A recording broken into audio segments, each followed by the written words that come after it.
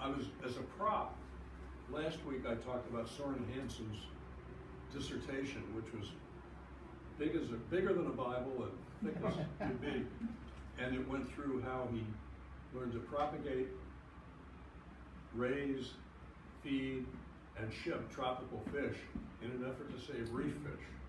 So I don't have another prop today, but Gordon's Wharf is the prop, because a very creative financing, in the best sense of the word,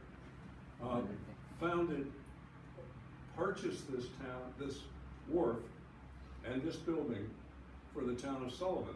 And it was a combination of money from Land for Maine's Future, which is to, in part, invest in working waterfront, and a grant of $100,000 from Frenchman Bay Conservancy. So Aaron was not here when that happened, so he can't take credit for that, but he can take credit for a lot of really neat things that have happened since. Aaron Dority. Thank you so much.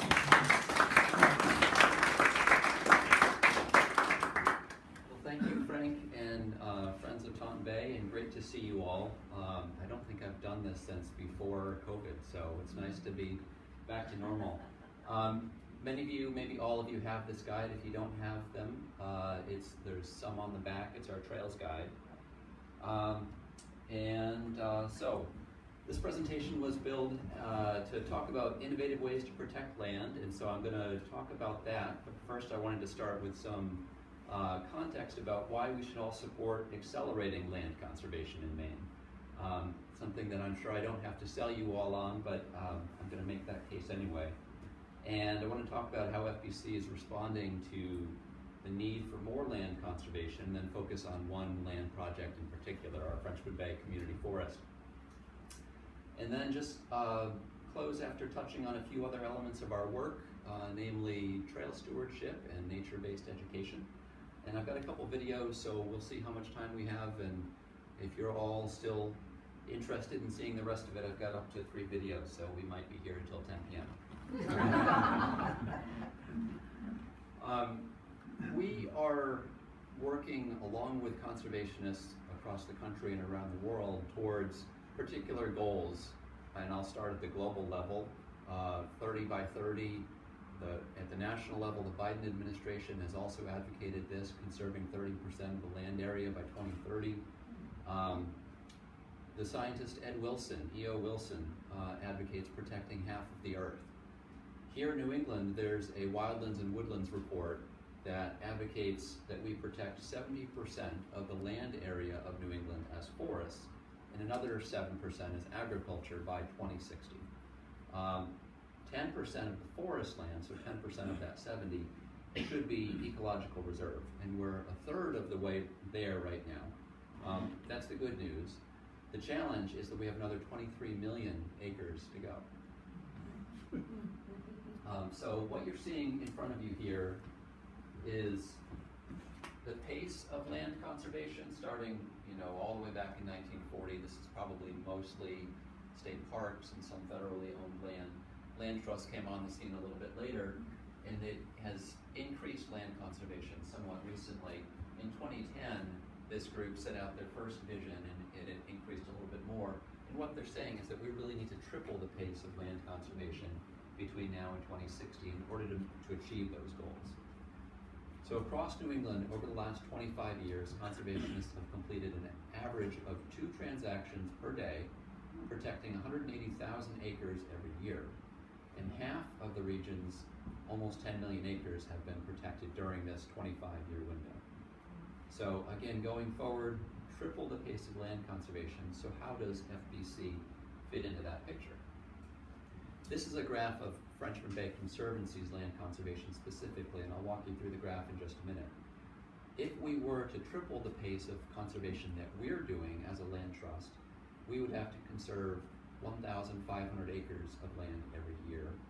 And by 2060, at that rate, we will have conserved roughly 70,000 acres of land. So I'm not making any promises here, but I'm just throwing out some numbers to think about, how is the work that we're doing, how does that compare to the actual challenge that's in front of us?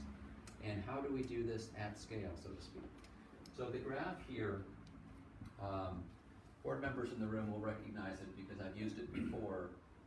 This is each of our regions, Union, Scudic, and Frenchman Bay region. And then PR is preserve and CE is conservation easement. So the bottom three here are our conservation easements, and then our fee lands or preserves, starting all the way back when we were founded in 87 up through the present. So we've got about 10,000 acres conserved now, and you can see the growth and the relative growth in each of those pieces over the years. And actually, you know, you would see, for example, a jump of Scudic Bog, 500, almost 600 acres, so that bumped us up a lot.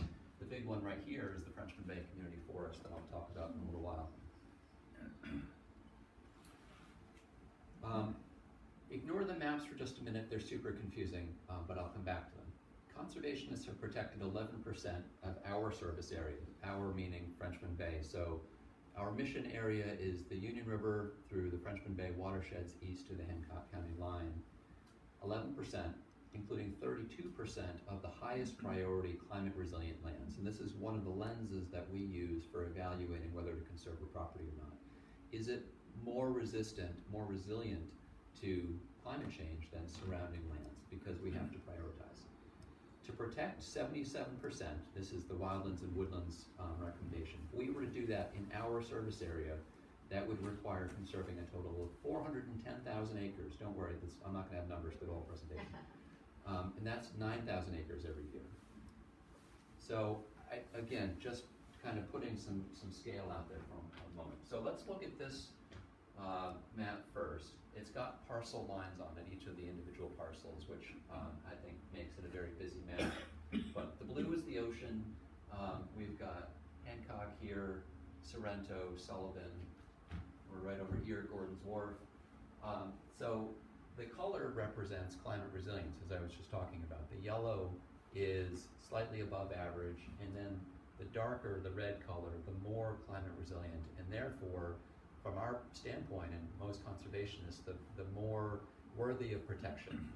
If something like property around here, which is just south of Tunk Lake, if that was available to conserve, we would be more inclined to conserve that, perhaps, than maybe something in the middle of Lemoyne, just to throw out. So, and the green is lands that have already been conserved. So I mentioned a few numbers a moment ago. Collectively, and FBC deserves a piece of the credit for this, but it's also Maine Coast Heritage Trust and the state and the feds and the Nature Conservancy have protected a lot of land around Tunk Lake and Dunhill Pond, including areas that are really highly important because of climate resilience. So the map on the other side is much farther north. So you could take this whole map and stick it up here. This is Grand Lake. This is Abrams Pond and Scannon, Speck Pond, Route 9 right here, the airline.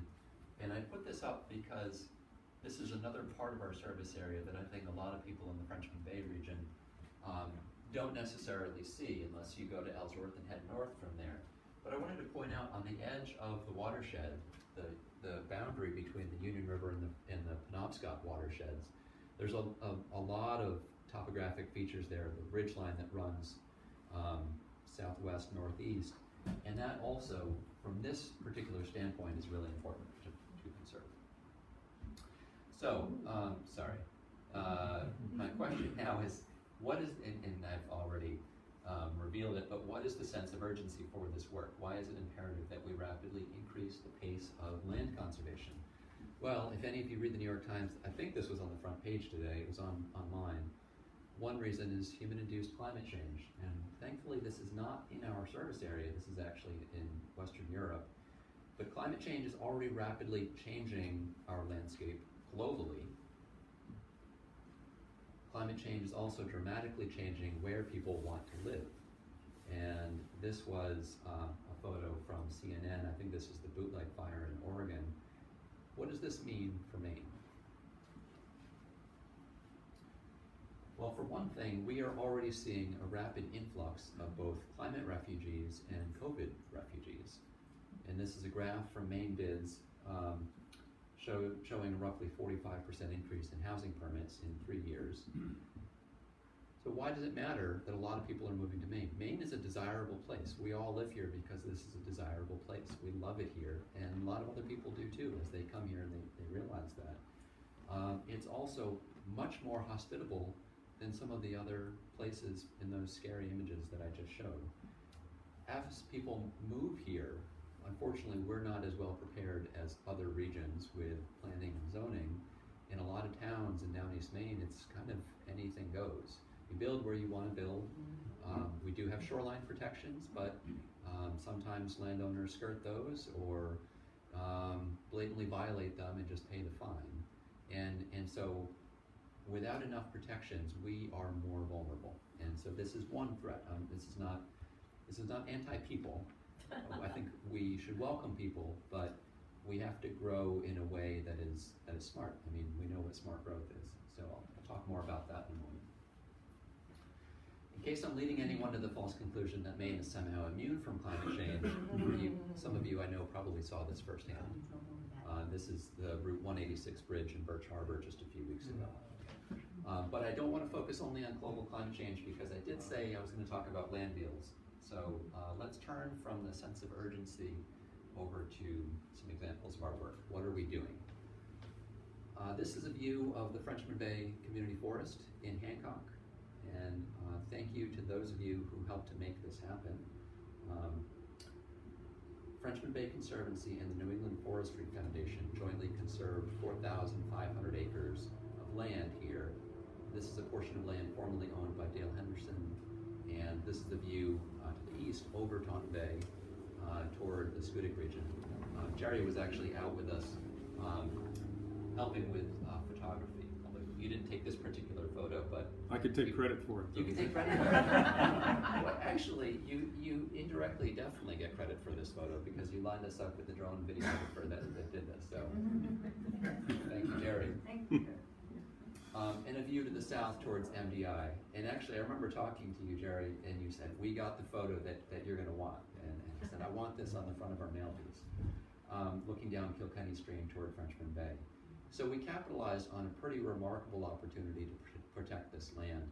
I say remarkable because so much of the land close to the coast is already fragmented, and it's a rare opportunity to be able to buy a chunk of land of 500 to 1,000 acres, let alone two parcels that comprise 4,500. So I want to take a look at the timeline of this deal, starting in 2015. Like so many deals, it could have fallen apart in 12 different places, and we're so lucky that it proceeded. So the early days of this, Dale Henderson, I don't know if any of you knew him, he was an eccentric character. He owned roughly 6,300 acres in that particular place. He owned other land as well, including the land that's now Great Pond Mountain Conservation Trust. That was another purchase from him.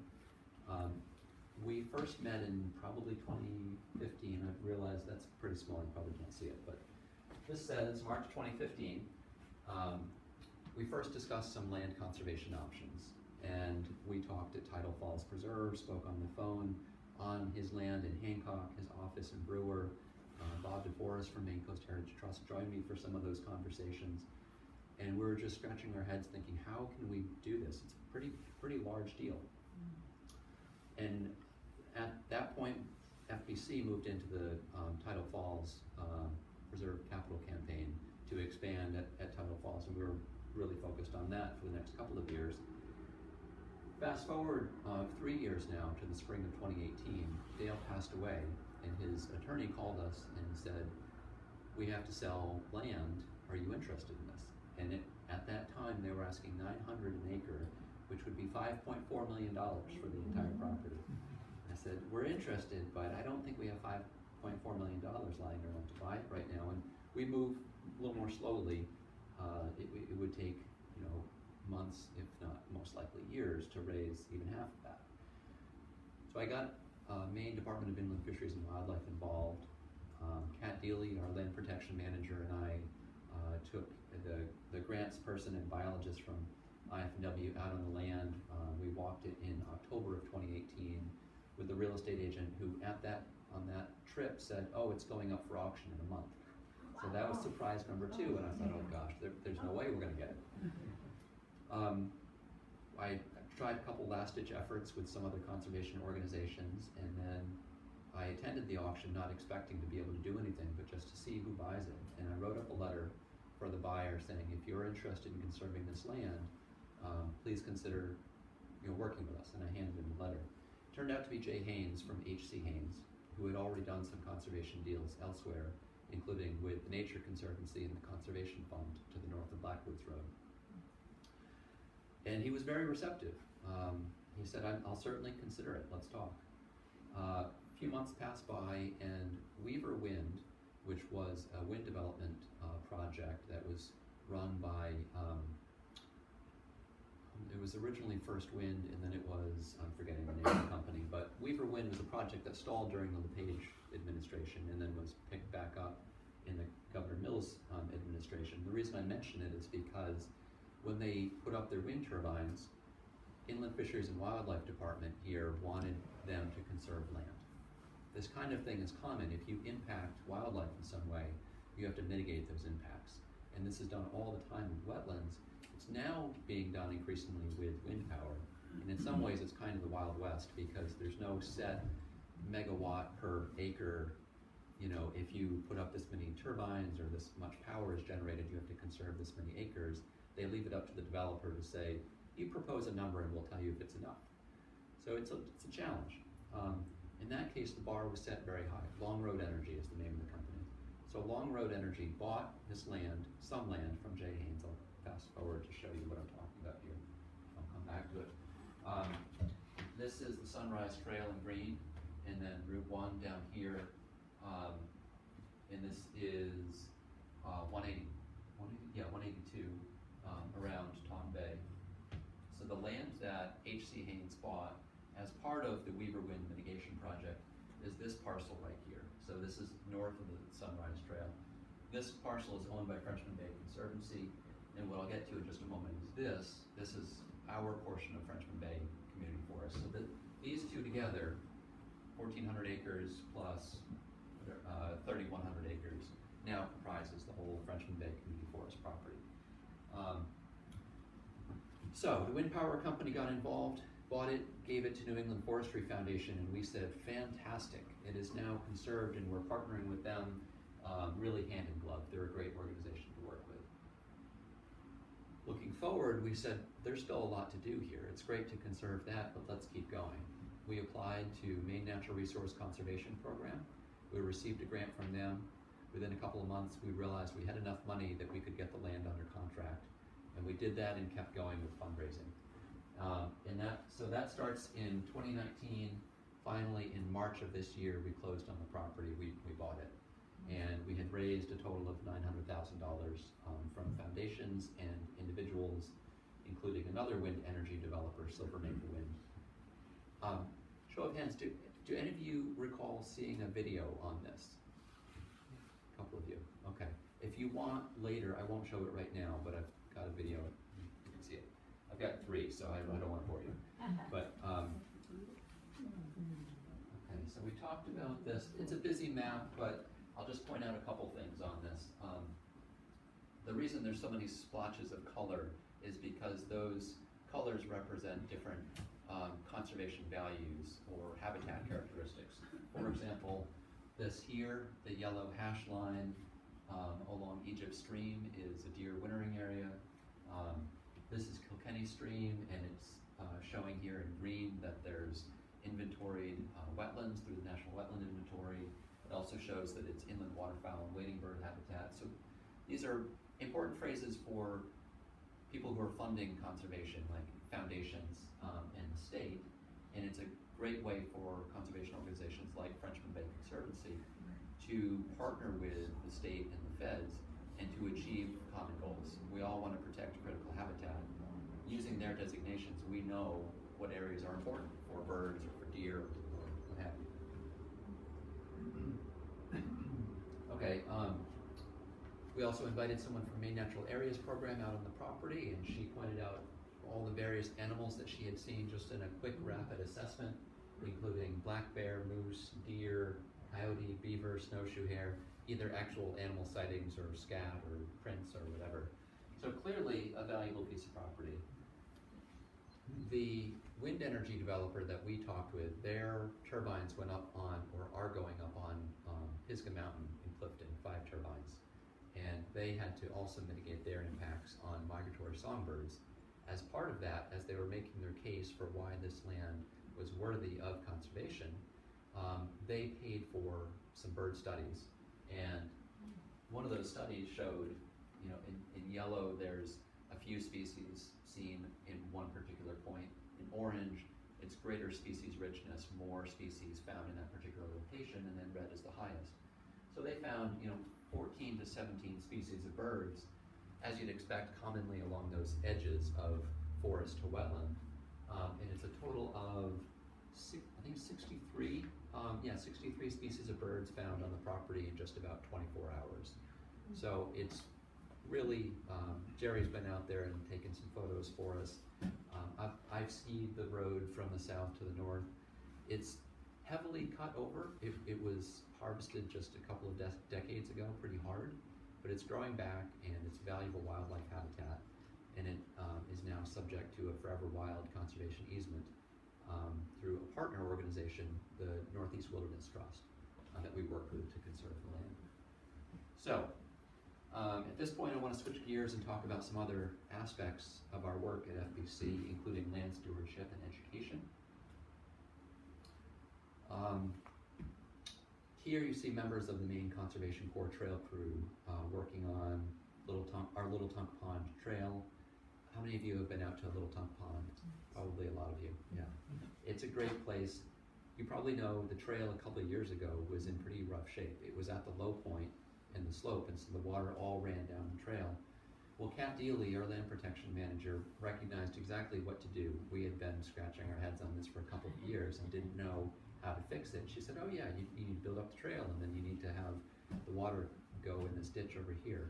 And we got a trail crew to do that. Here they're pounding rebar into round cedar logs and then filling it with crushed stone and then mineral soil on top of that to basically build up the tread. And it was a lot of work, but they did a great job. So we want to build the trails to last. We also want to ensure that people who walk the trails have a positive experience. And that experience translates into, hopefully, future membership and financial contributions to FBC, so that we're driving the next generation of conservationists and more members to FBC that allows us to do more work. So, as an example of that, you'll start seeing some of these signs on our preserves. And they say, this trail was built and maintained by Frenchman Bay Conservancy, your local land trust. To learn more, text hike to this phone number. We'll respond with ways to connect to FBC, nearby hikes, and more ideas for enjoying the outdoors.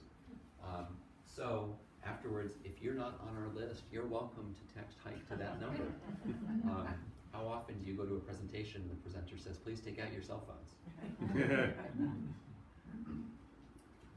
So now on to education. As you can imagine, with COVID being as challenging as it was, especially for young people, our Trails Tuesday program was a great opportunity to get kids outdoors. We worked closely with Mountain View School, and here you see Hazel Stark from Maine Outdoor School talking with kids. I think this is on our Simon Preserve. We worked with one school over the past couple of years. Next year we'll also work with Hancock Grammar School and the Peninsula School. And in the long run, our vision is to work with all 5th grade classes, so this is a 5th grade class, work with all 5th grade classes in our service area. And that's homeschool kids in public schools, and get them into the outdoors, get them onto our preserves and talk about predator-prey interactions and talk about wildlife. And just, Hazel does an amazing job. I went out with her, actually you'll see in just a moment because this is the first video, but she does an exceptional job. She is a graduate of College of the Atlantic and wanted to stick around here and give back to her community. She's been working with us, Blue Hill Heritage Trust, Down East Coastal Conservancy, Down East Salmon Federation, so I have nothing but good things to say about them. So let's see if I can get this to work. And I'm just going to turn the audio up on my computer. It does get relatively loud, so that hopefully is enough.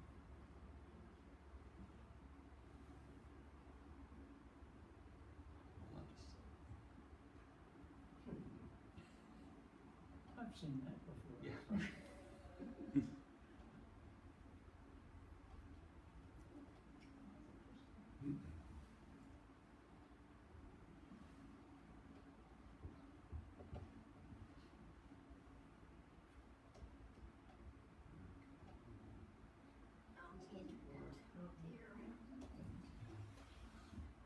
It's all right, I can probably just go through the rest of the presentation and pull it up afterwards. It would be fun if it did, but.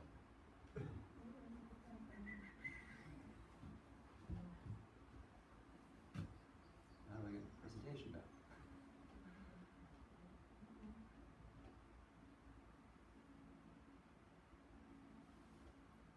Sorry, bear with me just a second.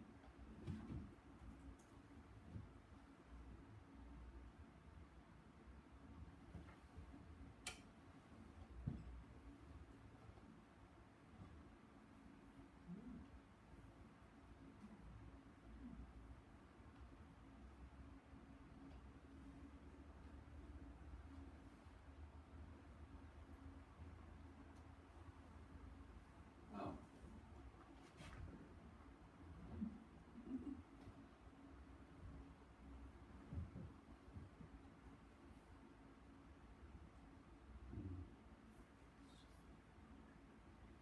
Maybe it's just slow, I'm not sure what's going on. Yeah.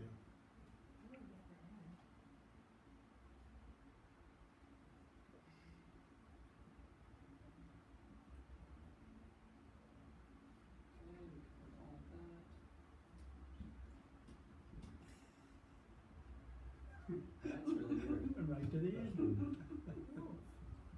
Okay, well, I don't know why that's being quirky, but thanks for your patience. The last thing I wanted to show was our Gelatin Brook project. And this is up in Mariahville. Just another example of how we work. And we talked about land conservation and stewardship and education. This is stream restoration. Back in 2015, Eileen Bader, who worked for us for a little while, some of you probably remember her, she also worked with the Nature Conservancy half-time and had run their stream barrier assessment teams. And so she was very familiar with the database of road stream crossings around Maine. We got a grant to improve fish passage on one of the road stream crossings in our region, and I asked Eileen to prioritize which was the one that we should focus on. She said, well, Gelatin Brook in Mariahville is high value because if you replace it, you can open up 12 miles of stream habitat. And I said, okay, that's great. Well, the next year, the landowner who owned the adjacent property, Geneva Frost, passed away.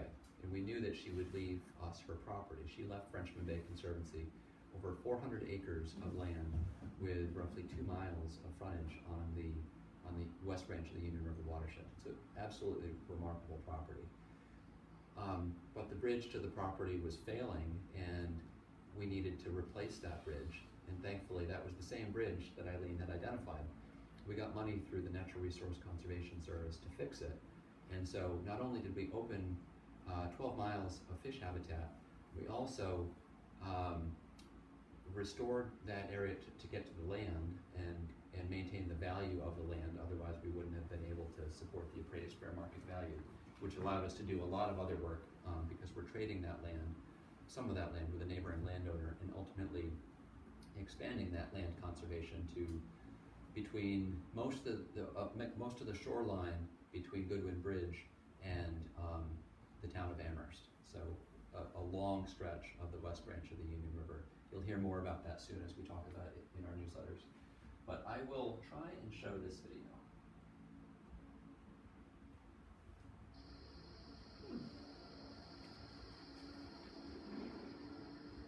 Just before the West Branch Union River crosses under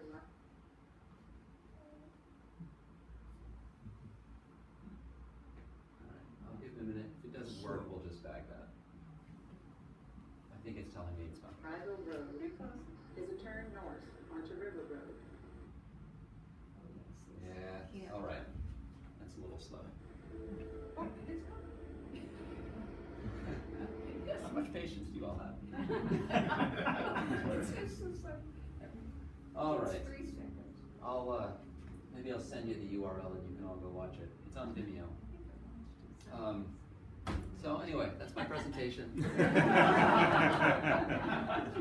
This was really a lot of fun. I appreciate you all coming out, and thanks for listening.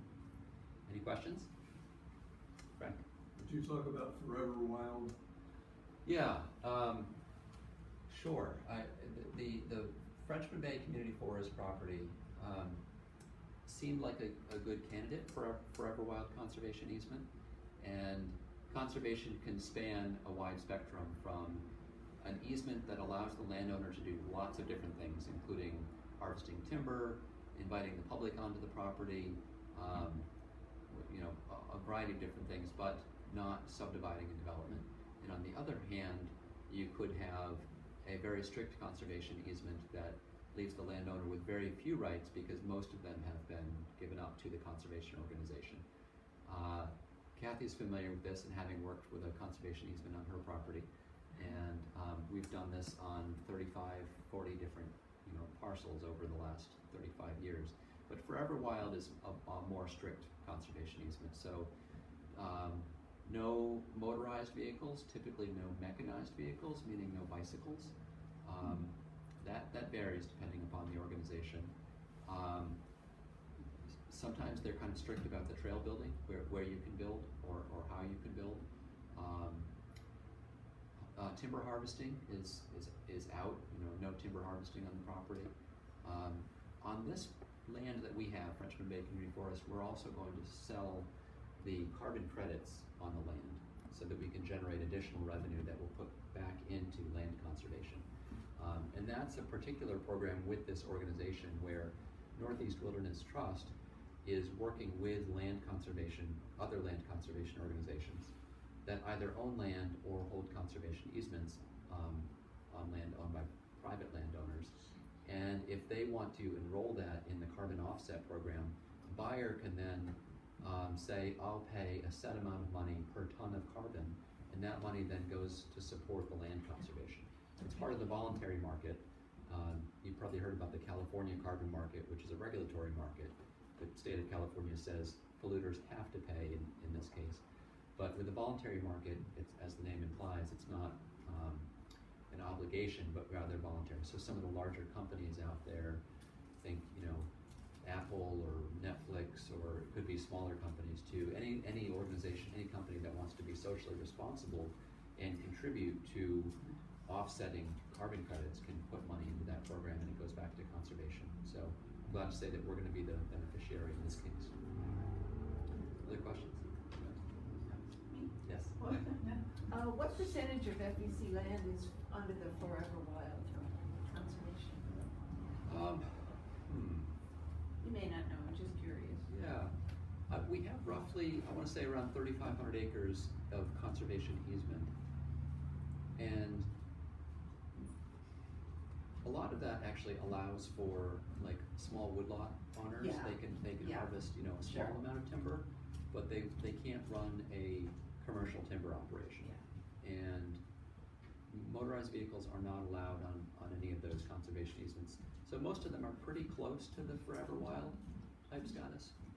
But this is really the first time that we talked about it from the beginning explicitly as Forever Wild. And we're looking at more like that. Yeah. So what does the phrase climate resilient mean? It's a good question. The Nature Conservancy has come up with a set of characteristics that they believe certain areas that have these characteristics are going to be more resilient as the climate changes. So it's not as if particular species are going to survive better than any others. What it means is the landscape overall is going to do a better job of supporting a suite of different species, different wildlife, plant and animal communities. And so the analogy that's often used is protecting the playing field or the stage. The actors may change on the stage, but the stage itself is what we're trying to protect. And we recognize that a stage in that place that on the map it lights up as bright orange or bright red is more valuable for wildlife relative to the surrounding landscape. And so that's what we're talking about when we say that it's a climate resilient landscape. Well, who determines that? Well, it's based on change in the slope, there's change in the elevation, south-facing slopes, some of the underlying bedrock. So there are a lot of like geologic, topographic type considerations that go into it. That's not the only consideration that we use. We also look at, what areas are valuable now from an ecosystem standpoint. Are there more species in a particular region that are, to use the Maine term, species of greatest conservation need, rare, threatened, endangered, species of concern, that kind of thing. We want to protect those areas too. It's not as if we're giving up on protecting what's there today because we're only thinking about climate change. It's one of a variety of factors that we look at. When you say we, do you mean Frenchman Bay determines it, or? Well, all conservation organizations, I don't know exactly what everyone is doing, but a lot of them, they look at habitat that I talked about, like inland waterfowl and wading bird habitat, and they have to if they want to get funding from agencies like the U.S. Fish and Wildlife Service at the federal level, or if they want to make a compelling argument to a state funder that the place that they're protecting is more worthy of conservation than the competition, another land trust. So we're all really working towards the same goals for the most part of conserving lands that are most important. If someone said, I want to preserve this working golf course, it's not going to cut it compared to this area over here that's maybe like a mature forest with a forested wetland in it and some, threatened species. So we have to be able to compare. Yeah. Kathy? Yeah, can you tell us what you're doing with the indigenous people? I'm glad you asked, and I wish that Kat Deely was here to talk about that.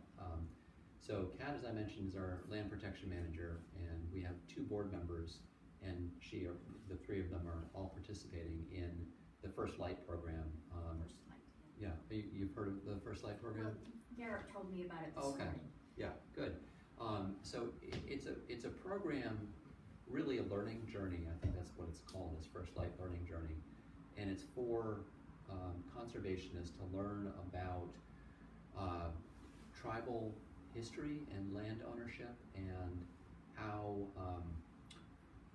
essentially colonization, how people coming to this land have appropriated and taken land for now centuries, and it's sad, it's hard to hear, and it's wrapped up in all of our history, and it's but what does it mean now? What does it mean going forward? And how do we collectively make decisions that involve tribal communities in a way that is equitable and respectful?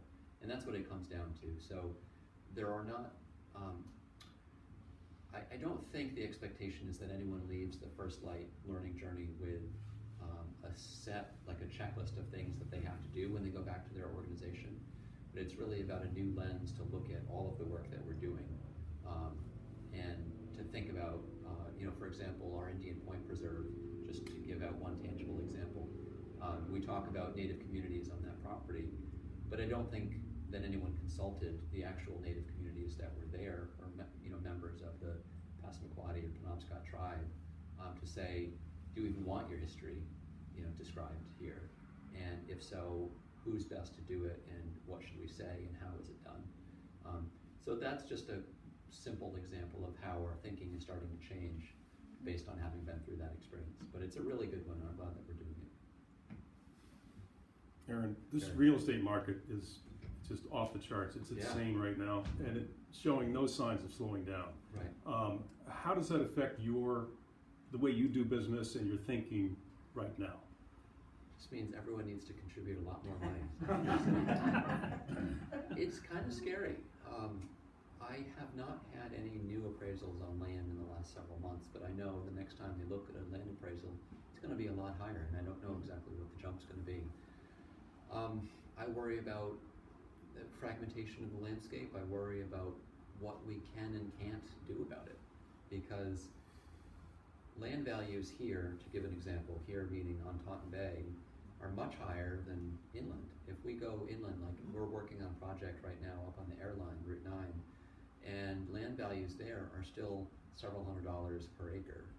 Down here, you can't touch anything for that. So we have to make decisions about what we're gonna conserve, and it becomes even harder to do it. I do hope, though, that the silver lining is that a lot of the people who move to this place because they love this place want to become members of organizations like Frenchman Bay Conservancy and Friends of Taunton Bay and Maine Coast Heritage Trust, and contribute and pitch in to protecting the place they all love, that we all love. So that's my optimistic note. Yes? For the newest purchase, you're working on trails and access.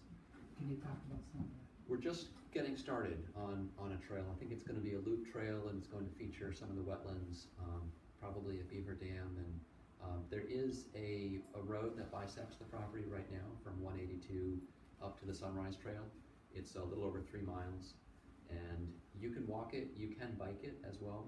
The conservation easement that we have on that property allows for bikes on that corridor, but as we build other trails, bikes won't be allowed on the other trails. I wanted to have that central corridor accessible to bikes because Sunrise Trail is a popular biking route, and I thought it would be nice for people to go from close to Tideway all the way up to the Sunrise Trail to access it. So that's there now, and we're going to be building a trail starting this fall. I think we'll finish a loop this fall. It's going to be, it's a big property. We're not going to put trails networked all through it, but there will be a piece here and there. Could you cross-country ski? Yeah. When there's snow, there wasn't much snow this Yeah. past winter. I did ski it 2 winters ago, and it was one of the few days that we had a good amount of snow on the ground. It was beautiful. Yeah. And so it's bordered on Kilkenny Stream, by Kilkenny Stream on one side and Egypt Stream on the other. Lots of great wetlands. There's a huge beaver dam that Kristen Puryear, I put her quote up there, she mentioned one in her report that was like 6 feet high and just massive. Multi-generational beaver structure. All right. Anyone else? Thank you, Aaron.